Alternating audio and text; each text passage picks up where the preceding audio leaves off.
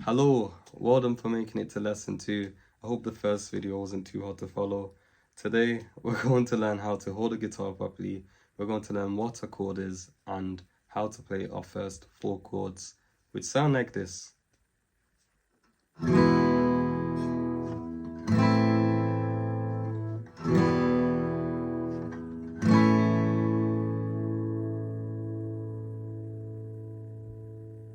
Before we begin, I think it's important I show you how to hold a guitar properly. There's 2 main ways to do it while sitting down, and the first way would be you opening your legs, putting the guitar in between your legs, and then getting the groove and making sure it's resting on your left leg like this. Now, you always want to make sure that the thickest string is the string that's closest towards your body or your head, and not the other way around. If you've got a left-handed guitar and you're left-handed, then you do the same thing, but obviously put it on your right leg. Now, the second way to do it, and I'm assuming this is the way most of us are gonna do it, is just getting the groove of the guitar and putting it on your right thigh. Now, I think this is quite uncomfortable sometimes because I got long arms, so what I like to do is point the guitar out like this, and it's like I'm aiming at someone. Pew, pew. It just gives my arm room to move around, and I don't feel so claustrophobic stuck in a corner, but I can just move about. I can do what I need to do. I can play some difficult chords. It's just more comfortable for me, but you have to figure out what's comfortable for you. And yeah, when it comes to learning chords for the first time, you're gonna want to know a bit of guitar autonomy, and that essentially helps you understand the instrument better and therefore play it better. So this big slab of wood here is called the body. The place where we put our acoustic pins into is the bridge, and the bridge is what holds the strings on this end. This long slab of wood, is called the neck. This is called the headstock. These are called the tuners. This piece here where the strings slot through, this is called the nut. And in the last video, I said that these wires going down the guitar neck, these are called the frets. And this is what we use to manipulate the sounds on the guitar.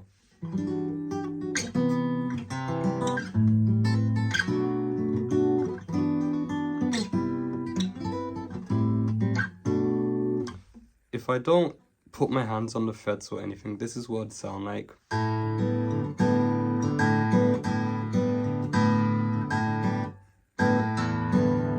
Doesn't sound too nice, but we use frets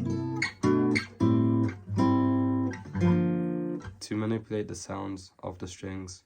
We're just changing the tension of the strings when we press down on it.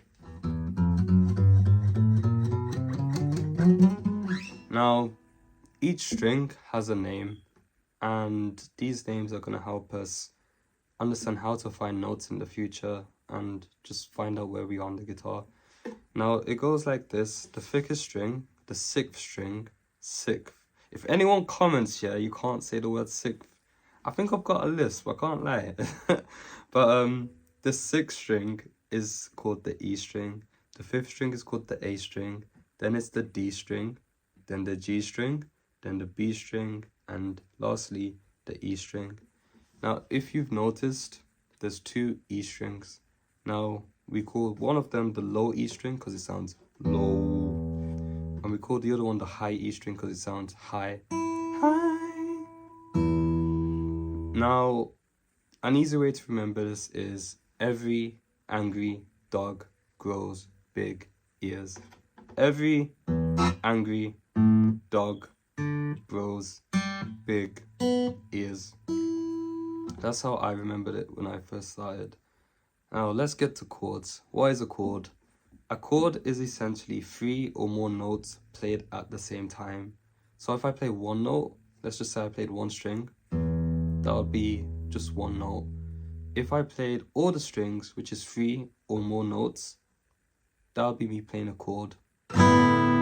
Albeit it doesn't sound too nice. Now, there's different types of chords, and the only chords we're going to focus on today are major chords and minor chords. Major chords sound happy, so write this down. Major equals happy. They give a nice sound. and a minor chord sounds sad.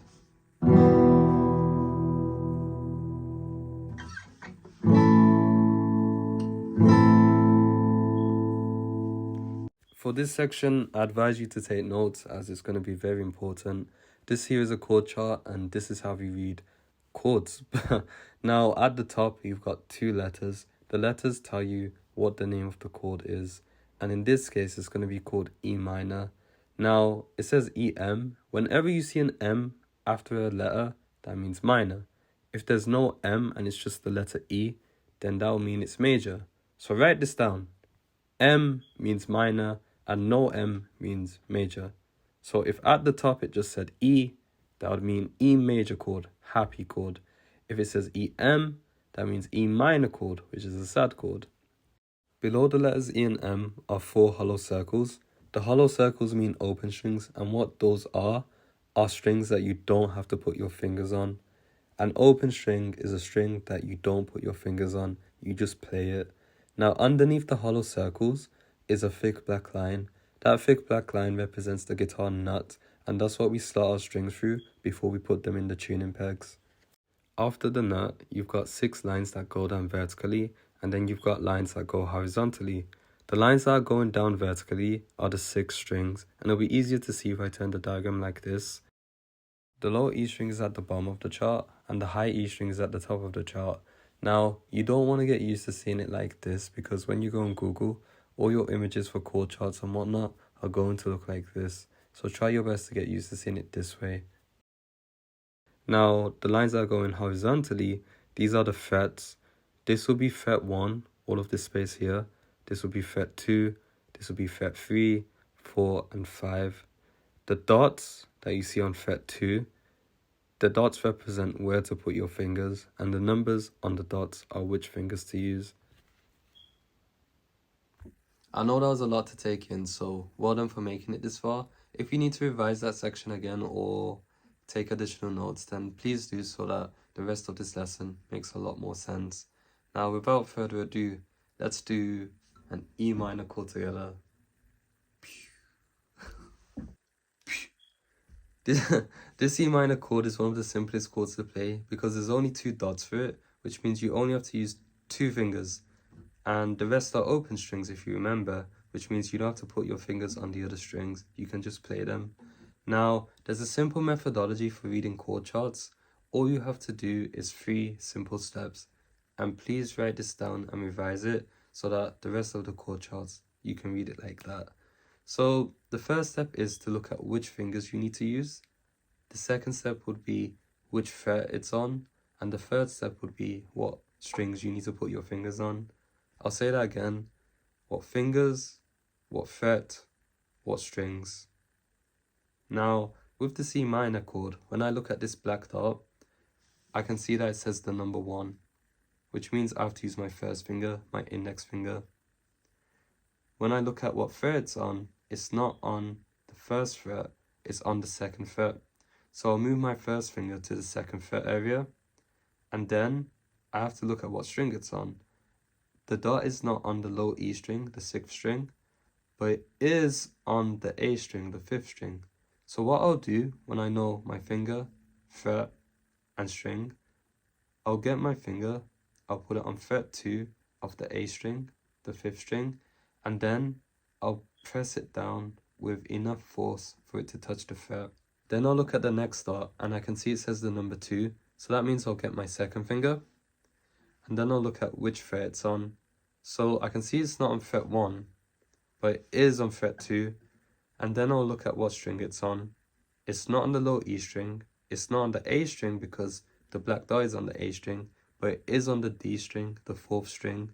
So I'll get my second finger, put it on fret 2 of the 4th string, and then press down with enough pressure for it to touch the fret. Once I've done that, I'll get my thumb and I'll just stroke it across all the strings like this.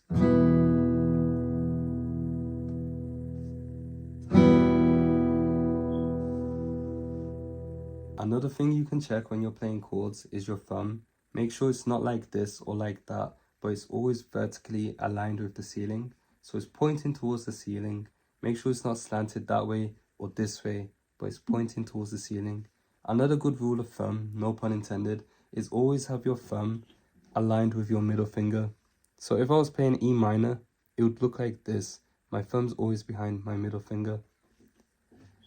Your thumb allows you to use the tips of your fingers more. If my thumb's over like this, it will be a bit harder, but yeah, always keep your thumb vertically like this until you get a bit more advanced. When you use your thumb in the right way, it allows you to stick your finger through your hand, which is a good sign because that means you can use your fingertips more, which means when you have chords, you won't accidentally put your fingers on other strings like this or like this, and you'll make sure that every string is making the sound they need to make. So that's how you play E minor, and this is what it should look like.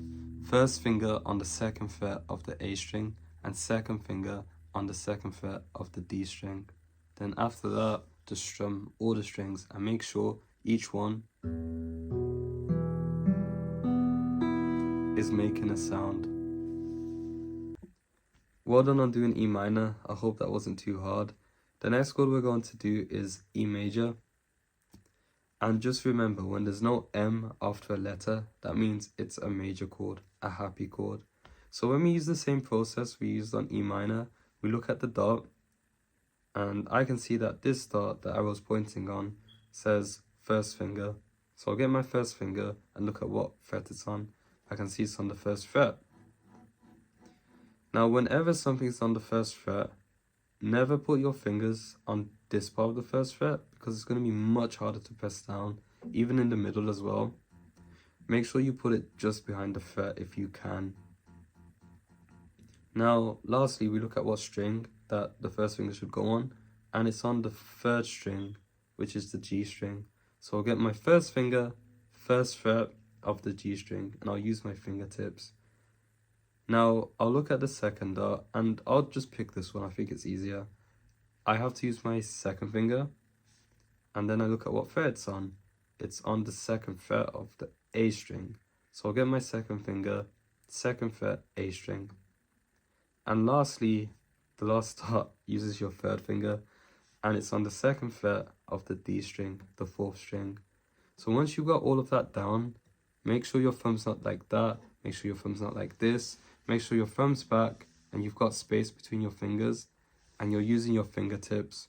Your fingers don't look like this on the side, but they're all straight. Once you've got that down, you can get your thumb and just strum all the strings, and this is what it should sound like. Do each string one by one,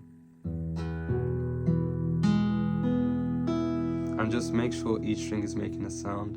If your fingers are low down like this, then you might mute some strings.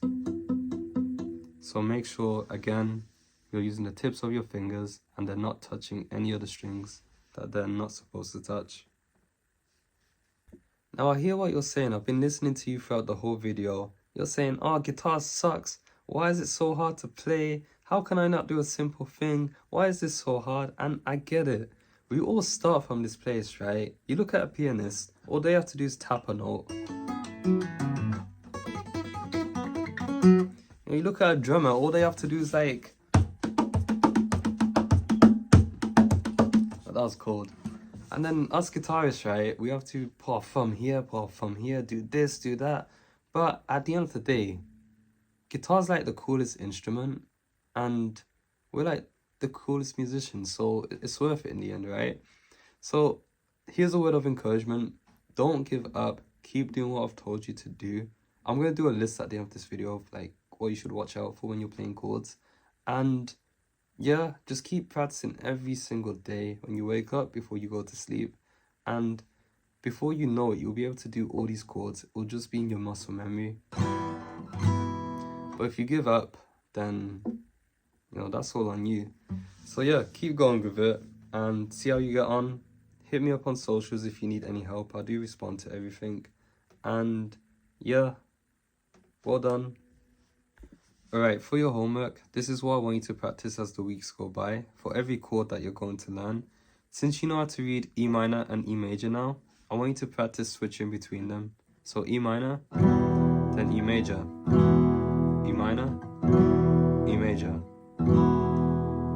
See if you can find a more efficient way to switch between them both. I'm not going to tell you how to, but if you figure it out before next lesson, then I'll be impressed. Now, at the start of the lesson, I said we're going to learn 4 chords. The next 2 chords we're going to learn are A and A minor. See if you can learn them on your own with what you know. See if you can figure out what the X means, and if you can play them before next lesson, then you're awesome. But I'll go through these chords next lesson and the next 4 we're going to learn, and then in total we'll have 8. And you can make some nice sounds out of them.